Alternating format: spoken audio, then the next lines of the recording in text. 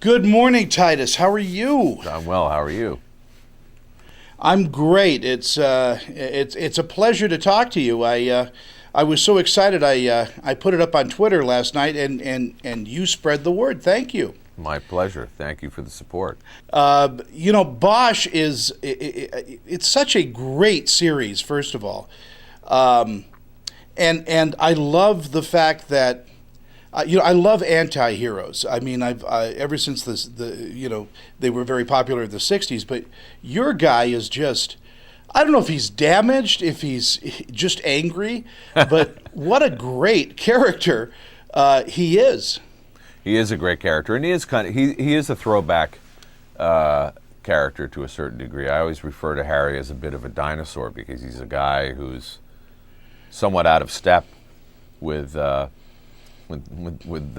present day, from a technological aspect, because he's an old school detective. I mean, he's a guy who's, boots on the ground and knocks on doors and is relentless. But he has qualities of detectives from the sort of bygone era that I certainly have always appealed to me, and I think that's the great appeal of Bosch. There's a kind of a Philip Marlowe quality to him.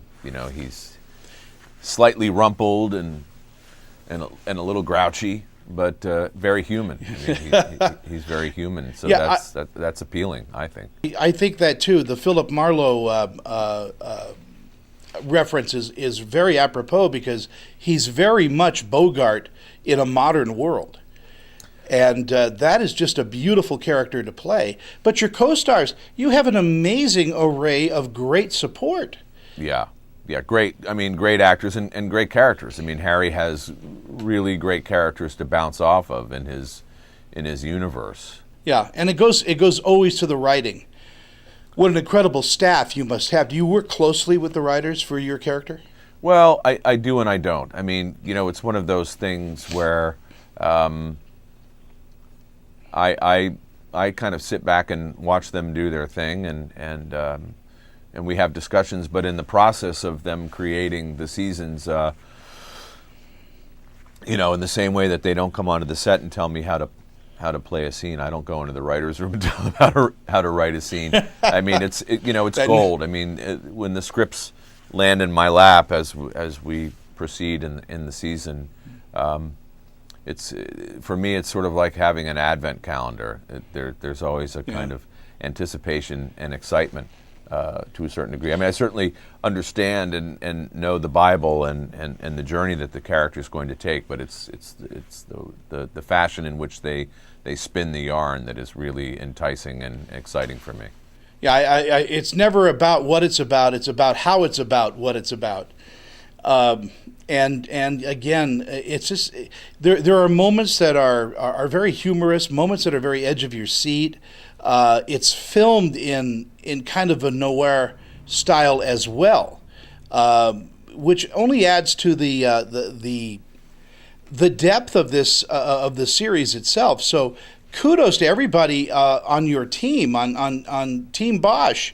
They're doing a great job. Thank you.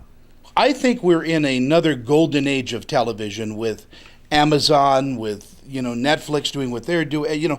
All of these great freedoms now that we have that used to be limited by network television. I think we're in for some really great television once more. No, I agree. I think it is sort of a resurgence, for lack of a better word, of that.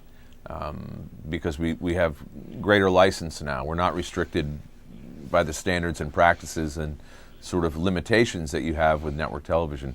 We can tell a story with a broader scope, and obviously with more mature content. And certainly Amazon is at the forefront of that, exploring a lot of different genres and employing a lot of really, really talented people. And it's beautifully done and executed. And with loving television as I have from the 1950s with Playhouse 90 and Rod Serling and all of that, I think we're giving writers a better chance to show off their skills in this era. Yeah, no, I agree. I agree. Well, in the breaks now, we're coming into season 4 of Bosch, I think. Yes. What is? Can you give us a little insight? Are questions going to be answered in this season? Well, the season which comes out on the 21st is season 3. That's the sort of odd part of the universe of Bosch. There's questions are answered. There is some resolve, but certainly not closure, as Harry Bosch says. Closure is a myth. It's a grab bag. It's a grab bag, and as we move into production in August for season 4, it's the bar goes up again. But this season, there's a lot going on, and in typical fashion, Harry's juggling a lot of stuff, and having his daughter living with him as he's kind of navigating some choices that he's made that could compromise him, and even put him deeply at odds with his department. It makes for some great storytelling. Wow, and again, I'm telling you, tune into Amazon and watch this series. You won't regret it. Binge watch the first 2 seasons. Catch up to season 3. Titus, it's a pleasure to finally sit and chat with you. I appreciate your time. Thank you so much for having me. I enjoyed it. Thank you, sir, and have a great afternoon. I know I'm your last interview, so you're free. Go run amok. Thanks again.